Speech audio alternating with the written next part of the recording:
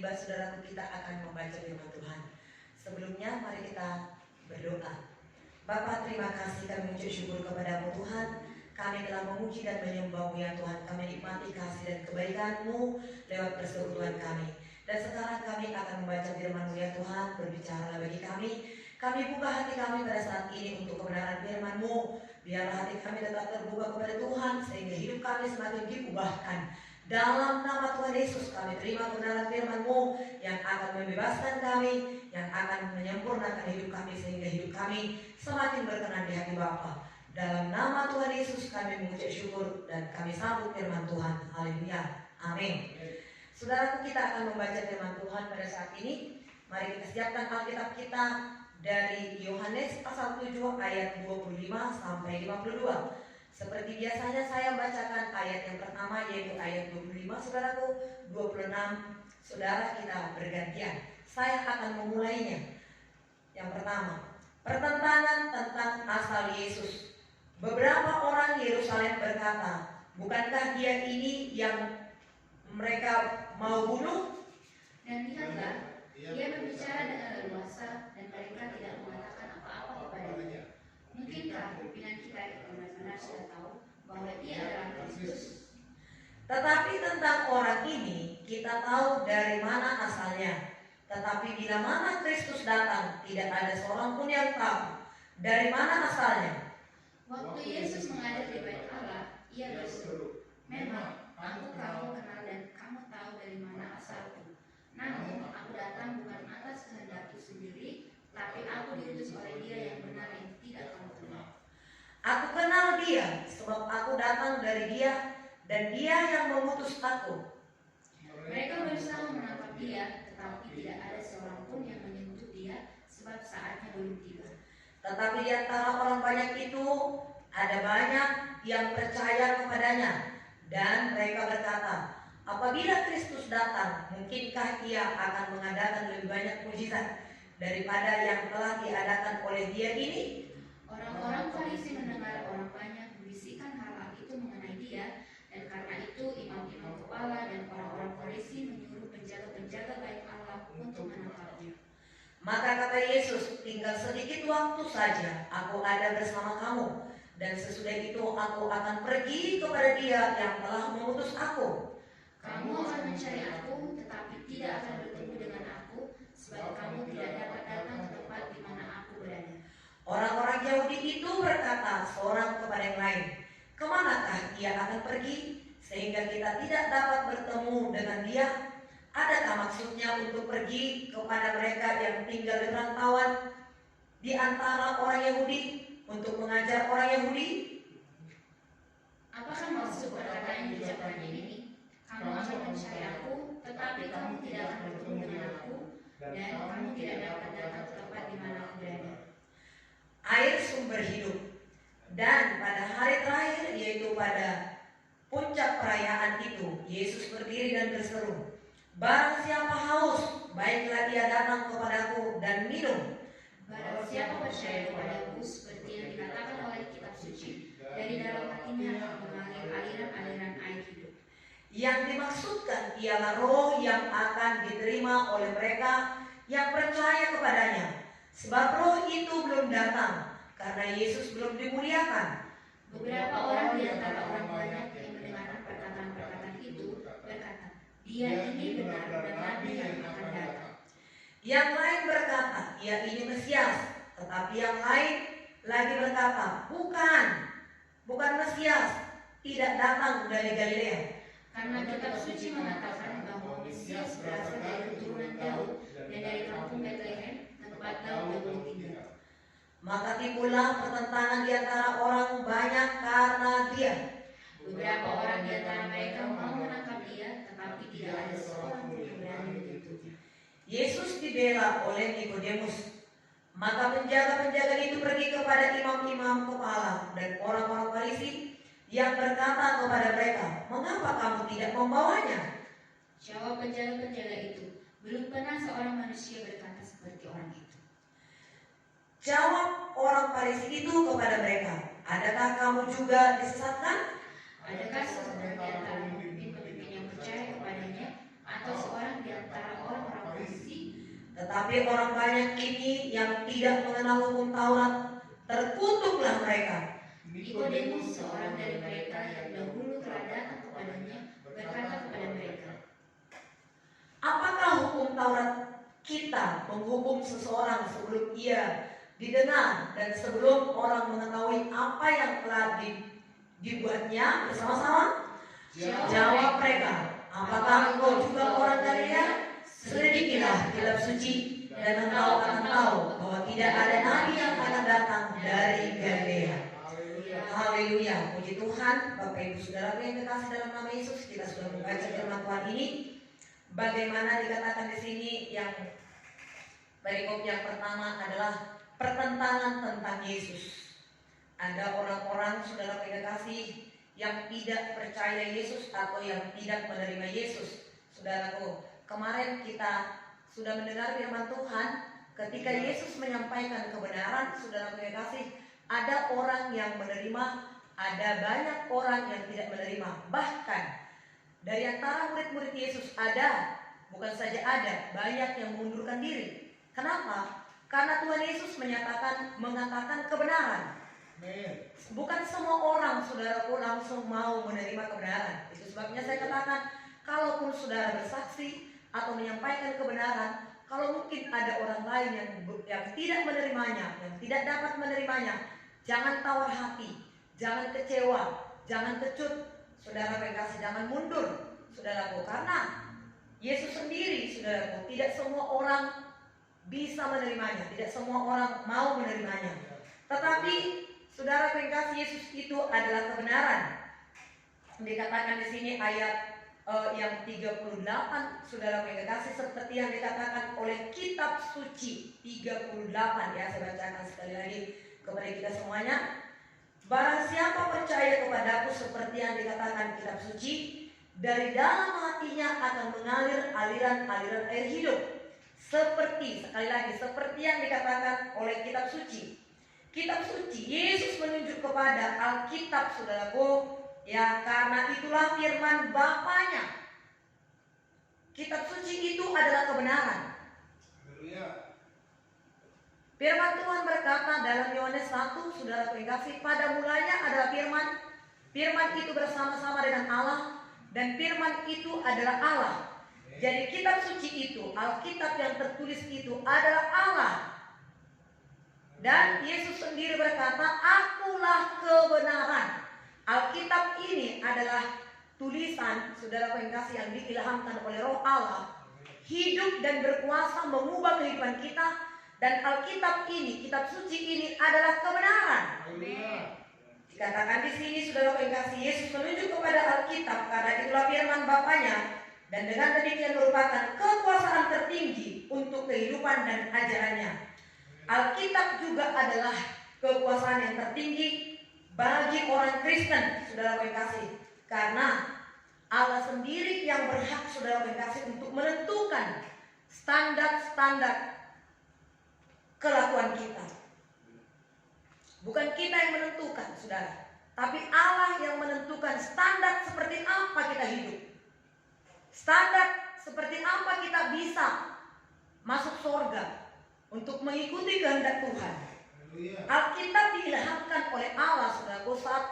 2 Timotius 3 ayat 16 berkata, segala tulisan yang diilhamkan oleh Allah bermanfaat untuk mengajar, untuk mendidik, untuk menyatakan kesalahan, untuk membawa kita kepada kebenaran. Jadi untuk itu, saudara kekasih, ya, mari kita percaya kepada firman Allah. Mari kita percaya kepada ajaran firman Tuhan. Bukan ajaran nenek moyang, bukan ajaran manusia, saudaraku, tapi yang sesuai dengan ajaran firman Tuhan. Dan dikatakan ayat 38 tadi, saudara kekasih, dari dalam dirinya, dari dalam hatinya akan mengalir aliran-aliran air hidup. 39, yang dimaksudkan ialah roh yang akan diterima oleh mereka yang percaya kepadanya. Sebab roh itu belum datang karena Yesus belum dimuliakan. Pada waktu itu Yesus belum dimuliakan, tetapi pada saat ini Yesus sudah dimuliakan. Yesus sudah disalib, Yesus sudah mati dan bangkit dari kematian. Saudara kekasih, Yesus dimuliakan Bahkan Yesus naik ke sorga. Dengan kenaikan Yesus ke sorga, maka Roh Kudus turun. Firman Tuhan berkata tadi di sini, saudara yang kasih, yang menerimanya dari dalam hatinya akan mengalir aliran air hidup. Yang dimaksudkannya ialah roh yang akan diterima oleh mereka yang percaya kepadanya. Sebab roh itu belum datang. Sekarang roh Allah telah datang. Hari Kamis yang lalu, saudara kasih, kita memperingati kenaikan Tuhan Yesus ke sorga. Ketika Yesus naik ke sorga, Yesus berkata kepada murid-muridnya, tinggallah di sini, jangan tinggalkan Yerusalem, sampai kamu diperlengkapi dari tempat yang maha kudus. Tidak dikasih tahu pada waktu itu berapa hari, tapi kita tahu pada saat ini setelah Roh Kudus itu turun, ternyata 10 hari dari kenaikan Tuhan Yesus ke sorga, maka Roh Kudus turun. Pada waktu itu Yesus berkata, Yesus belum dimuliakan, roh itu belum datang. Tapi pada saat ini roh itu telah datang. Kalau kami di gereja pada saat ini, ya yang beribadah bersama-sama, ada di antara kita yang ikut di doa pagi pada saat ini yang beribadah dengan kami, saudara kasih, dan tidak semuanya kita bersama-sama satu gereja. Di gereja kami ada dari hari Senin kemarin sampai hari Minggu nanti puncaknya ada pencurahan Roh Kudus. Kita bukan sedang menanti, tapi kita dicas lagi, diurapi lagi, diberkati lagi, dibangkitkan lagi roh kita. Kita kembali dibaharui lagi oleh Roh Kudus, sehingga roh yang menyala-nyala itu terus menjadi milik kita. Tuhan berkata, janganlah hendaknya kerajinan kendor, tapi biarlah rohmu menyala-nyala dan layanilah Tuhan. Nah, kita menerima kembali Roh Kudus untuk menguatkan kita, untuk membangkitkan semangat kita, supaya kita tetap dengan roh yang menyala-nyala untuk melayani Tuhan. Firman Tuhan tadi berkata di sini, dari dalam dirinya akan mengalir aliran air hidup. Jadi kalau kita percaya kepada Tuhan, menerima kebenaran, menerima standar firman Tuhan dalam kehidupan kita, dan menerima Roh Kudus yang telah dijanjikan itu, maka dari dalam diri kita mengalir aliran air hidup. Maka orang-orang lain dibangkitkan, diberkati, dihiburkan, disegarkan lewat pelayanan kita. Haleluya. Sangatlah ada perbedaan yang sungguh nyata. Orang-orang yang dipenuhkan dengan Roh Kudus dengan orang yang tidak dipenuhkan Roh Kudus. Jelas firman Tuhan berkata di sini, dari dalam dirinya mengalir aliran air hidup. Jadi ada kehidupan. Bapak Ibu Saudara yang kasih, marilah kita dengan hati yang rindu, hati yang haus untuk terus merindukan kuasa Roh Kudus. Dan terlebih nanti hari Minggu, puncak daripada pencurahan Roh Kudus, kita akan memperingati seluruh orang-orang yang percaya, orang Kristen yang ada di seluruh muka bumi ini akan memperingati hari turunnya Roh Kudus. Bukalah hati kita kepada Roh Kudus, maka Roh Allah akan memelukkan kita dengan kuasanya. Dia akan memberikan kita keberanian, dia akan mengajari kita, dia akan menyampaikan kita kepada hal-hal yang akan datang disampaikannya kepada kita, bahkan dia bawa kita kepada kebenaran. Nah, saudaraku, satu lagi dikatakan di sini ayat 39. Saya tidak bisa menyampaikannya pada hari ini supaya saudara boleh beraktivitas di pagi hari ini. Dikatakan ayat 39. Saudaraku, dari bacaan kita, ya. 39 yang dimaksudkan ialah Roh Kudus yang akan diterima oleh mereka yang percaya kepadanya, sebab Roh itu belum datang karena Yesus belum dimuliakan. Sesungguhnya Roh Kudus itu sudah diberikan kepada kita, saudara kekasih, ya. Roh Kudus itu menginsapkan kita akan dosa. Dahulu sebelum saya penuh dengan Roh Kudus, saya belum mengerti Roh Kudus, saya tidak tahu ya bagaimana kalau saya berdosa makin saya tutupi dosa itu. Kalau bisa saya sembunyikan. Tetapi ketika saya tahu Roh Kudus, saya membuka hati kepada Roh Kudus, Roh Kudus itu menginsapkan saya akan dosa. Dan memang firman Tuhan berkata, pekerjaan Roh Kudus salah satu adalah menginsapkan kita akan dosa, menyadarkan kita. Jadi saudara pengkasih, kita tidak tahu kapan Yesus itu datang. Melihat tanda-tanda ini, kedatangan Tuhan sudah semakin dekat. Marilah seolah-olah Yesus itu datang besok malam atau nanti siang, sehingga kita terus bersekutu dengan Roh Kudus, dan Roh Kudus menyadarkan kita sehingga tidak ada dosa yang kita simpan dalam hati, tidak ada dosa yang disembunyikan.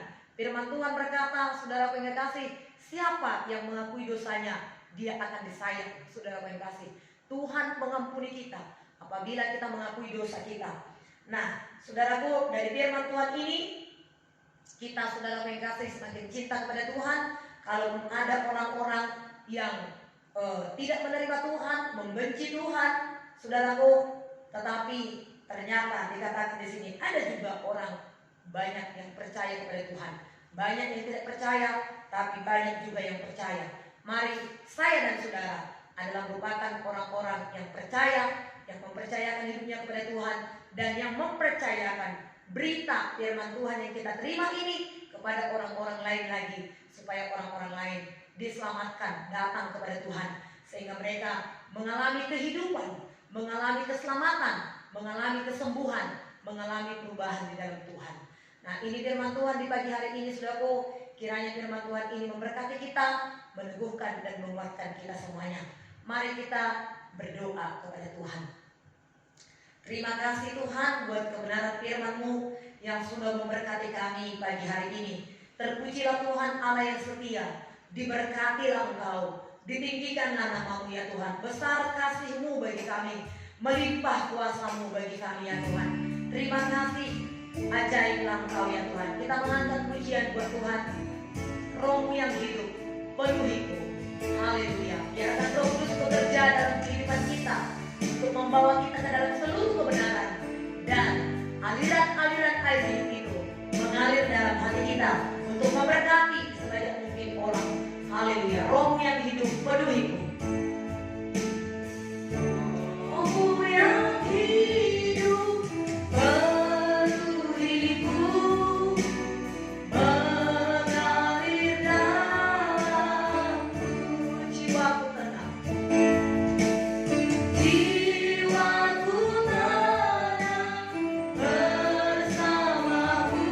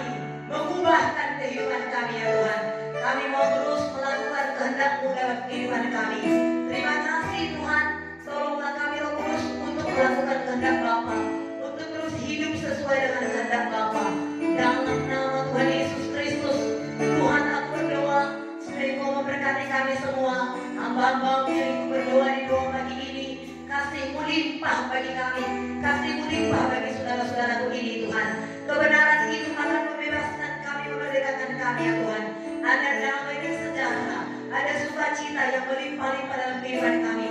Dari dalam hati kami akan mengalir aliran-aliran air hidup. Kedatangan kami kepada teman sahabat kami akan membawa kehidupan, akan membawa sukacita, akan membawa damai dan sejahtera. Kemanapun kami pergi, apapun yang kami lakukan kebenaran firman Tuhan. Terima kasih Tuhan buat kebaikan-Mu. Inilah ucapan syukur kami kepada Bapa dalam nama Tuhan Yesus. Tuhan, aku berdoa untuk saudara-saudaraku ini, berkati mereka dengan kasih-Mu, penyertaan-Mu ada pada mereka. Doa-doa mereka yang disampaikan kepadamu, Kau dengar dan Kau jawab ya Tuhan. Tidak ada yang lemah pada saat ini, tidak ada yang menolak kebenaran firman, tapi semuanya kami membuka hati kepada firman-Mu ya Tuhan. Dalam nama Tuhan Yesus, berkati keluarga lepas keluarga, berkati mereka yang sepanjang hari ini bekerja melakukan aktivitas mereka. Tuhan tolong mereka, Tuhan berkati mereka Tuhan. Tidak ada yang lemah, tidak ada yang menyimpang daripada jalan-jalan-Mu. Ada Roh Kudus yang mengingatkan kami. Aku berdoa juga ya Tuhan pada saat ini, sembuhkan yang sakit pada saat ini Tuhan. Hiburkan yang lemah. Dalam nama Yesus, kuatkan tolong Tuhan. Dalam nama Yesus, kuasa Tuhan mengalir bagi mereka. Terpujilah Tuhan Allah yang setia. Di dalam nama Yesus saya berdoa dan mengucap syukur. Sebentar kami akan keluar dari tempat kami, dari kamar kami, dari rumah kami, untuk melakukan aktivitas kami nanti Tuhan. Dimanapun kami berada, apapun yang kami kerjakan, jadikan kami menjadi alat dalam tangan-Mu. Untuk kami boleh menjadi berkat, selalu menjadi saksi bagi jiwa-jiwa yang terhilang. Dalam nama Yesus, kami adalah saksi-saksi Kristus. Kami adalah tulisan yang dapat dibaca oleh orang lain. Dalam nama Yesus, oleh kami jiwa-jiwa diberkati, oleh kami jiwa-jiwa diselamatkan ya Tuhan. Kedatangan kami sama seperti kedatangan Kristus. Terpujilah nama-Mu ya Tuhan. Dalam nama Yesus kami mengucap syukur. Kita berdoa saudara, di mana saudara sedang bekerja nanti sepanjang hari ini. Doakan lingkungan saudara, doakan bangsa negara kita, doakan keluarga saudara semua. Mari kita berdoa untuk bangsa negara kita, untuk kota kita. Karena kota dan bangsa kita adalah tanggung jawab kita. Tidak kebetulan kita ditempatkan Tuhan di mana saudara sedang berada pada saat ini. Mari kita berdoa untuk lingkungan kita, bahkan untuk bangsa dan negara kita. Tuhan, kami berdoa pada saat ini, Engkau Tuhan Allah memberkati bangsa negara kami Indonesia, pemerintahan kami ya Tuhan, kepala negara kami, pimpinan kami Bapak Joko Widodo, Bapak Maruf Amin, Engkau Tuhan Allah memberkati. Kami tahu ya Tuhan, banyaklah tugas dan tanggung jawab mereka. Tidak ringan tanggung jawab mereka ya Tuhan. Itu sebabnya kami bela mereka, berkatilah mereka dengan hikmat, kuasa, kekuatan yang daripada Tuhan. Berkati para menteri-menteri ya Tuhan, yang membantu tugas-tugas daripada Bapak Presiden kami, melakukan tugas dan tanggung jawab mereka. Hikmat-Mu ada pada mereka, kasih-Mu limpah bagi mereka ya Tuhan. Tidak ada ya Tuhan yang memperkaya diri mereka sendiri, tidak ada lagi yang korupsi, tapi sungguh-sungguh mereka menjalankan tugas mereka dengan baik untuk kemajuan bangsa ini ya Tuhan. Dalam nama Tuhan Yesus, secara khusus kami berdoa ya Tuhan untuk aparat negara kami. Kita doakan aparat negara kita saudaraku. Kami berdoa untuk aparat negara kami, TNI kami, Polri, polisi, Tuhan Engkau Tuhan malah memberkati yang berjaga-jaga bagi bangsa kami ini. Kami ada pada saat ini sebagaimana ada. Kami boleh menikmati doa kami boleh menikmati aktivitas kami Tuhan, karena bangsa kami ini dalam keadaan aman dan sejahtera ya Tuhan. Ada yang berjaga-jaga untuk bangsa kami ini. Lindungilah mereka, berkati mereka dan berkati keluarga mereka. Berikan kesehatan, kekuatan bagi mereka Tuhan. Dalam nama Tuhan Yesus Kristus. Oh, aparat negara kami diberkati oleh Tuhan. Badan intelijen di bangsa kami ini juga diberkati oleh Tuhan. Sehingga tidak ada ISIS, tidak ada teroris, tidak ada bom bunuh diri, tidak ada hal-hal yang merugikan bangsa kami ini. Dalam nama Tuhan Yesus. Tidak ada kejadian-kejadian pembunuhan dalam nama Tuhan Yesus. Kasih Tuhan limpah bagi bangsa kami. Secara khusus juga kami berdoa pada saat ini untuk keadaan kesehatan di bangsa kami. Berkatilah ya Tuhan. Pandemi yang sekarang sedang ada, Tuhan biarlah itu semakin hari semakin berlalu, semakin hari semakin rendah. Dalam nama Yesus, kondisi kesehatan di bangsa kami semakin membaik. Dalam nama Yesus, para medis kami diberkati oleh Tuhan. Tuhan Yesus. Terima kasih. Kita berdoa untuk perekonomian kita, saudara, supaya semakin diberkati Tuhan. Sumber-sumber alam yang ada diberkati oleh Tuhan. Saudara kekasih, bahkan sumber daya manusia untuk mengelola sumber daya alam diberkati Tuhan. Mari kita berdoa. Berkatilah alam kami, Indonesia, bumi Indonesia diberkati. Pertanian kami, hasil lautan kami, migas juga diberkati Tuhan. Mencukupkan segala kebutuhan di bangsa kami ini Tuhan. Sehingga bangsa kami tidak semakin terpuruk, perekonomian kami semakin membaik ya Tuhan. Kebutuhan-kebutuhan bangsa kami boleh tercukupi dengan baik ya Tuhan. Dalam nama Tuhan Yesus, kami doakan bumi Indonesia tidak lagi ada bencana-bencana alam yang merugikan ya Tuhan. Alam Indonesia diberkati oleh Tuhan. Alam Indonesia dilindungi oleh Tuhan. Terima kasih Bapa yang baik. Dimuliakanlah nama-Mu ya Tuhan. Inilah doa kami kepada Tuhan. Kita berdoa saudaraku, kita berkati Israel. Kita doakan dunia ini. Biarlah Indonesia menjadi berkat bagi bangsa-bangsa. Firman Tuhan berkata, siapa yang memberkati Israel diberkati oleh Tuhan. Siapa yang mengutuk dikutuk oleh Tuhan. Biarlah Indonesia memberkati Israel. Indonesia menjadi berkat bagi bangsa-bangsa. Mari kita berdoa saudara. Bapa di sorga, kami berdoa untuk bangsa kami Indonesia, supaya bangsa kami ini menjadi berkat bagi negara-negara yang lain. Secara khusus kami berdoa untuk bangsa Israel pada saat ini. Dalam nama Tuhan Yesus, Tuhan berikanlah damai dan sejahtera antara bangsa Israel dan juga Palestina. Dalam nama Tuhan Yesus, berikan damai dan sejahtera ya Tuhan. Kemurahan-Mu, damai sejahtera Allah turunlah pada saat ini. Tidak akan ada lagi korban-korban jiwa ya Tuhan. Dalam nama Yesus, doa kami pada saat ini, turunlah damai sejahtera atas Israel. Dalam nama Tuhan Yesus, tidak ada lagi pertikaian-pertikaian di bagian timur sana ya Tuhan, di timur tengah sana Tuhan. Berkatilah mereka ya Tuhan. Dan kami, bangsa-bangsa lain, terus berdoa, Indonesia terus berdoa untuk bangsa ini. Kiranya ada persatuan, ada perdamaian, ada kasih Tuhan melimpah atas dunia ini. Karena kami tahu dunia ini adalah rawatan-Mu. Karena begitu besar kasih Allah akan dunia ini, sehingga Allah menyerahkan anak yang tunggal. Bukan saja Indonesia ya Tuhan, tapi seluruh dunia ini ada dalam berkat-Mu, ada dalam kasih-Mu, ada dalam perlindungan-Mu. Berkatilah ya Tuhan. Ini doa kami yang kami naikkan kepada Tuhan.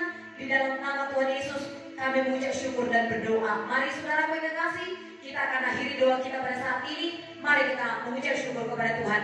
Terima kasih, syukur buat kasih-Mu ya Tuhan, buat kehadiran-Mu di rumah-rumah kami, di hati kami, atas doa yang kami naikkan kepada Tuhan. Doa kami sampai kepada-Mu ya Tuhan. Terima kasih. Kami akan akhiri doa kami ini. Berkati seluruhnya saudara-saudaraku yang akan melakukan aktivitas mereka ya Tuhan. Sehat dan kuat mereka, terpelihara diberkati oleh Tuhan. Tidak ada yang sakit, tidak ada yang terpapar virus corona. Semua dalam rawatan, dalam bentengan-Mu ya Tuhan. Darah Yesus menutup bungkus kami. Kami kembalikan segala pujian, hormat bagi Bapa di tempat yang maha tinggi. Dalam nama Yesus Tuhan Allah kami yang hidup, kami naikkan syukur kami kepada Tuhan. Kemuliaan hanya bagi Bapa. Haleluya. Amin. Tuhan Yesus memberkati kita saudaraku. Selamat beraktivitas, selamat berkemenangan. Haleluya. Immanuel, Tuhan bersama dengan kita.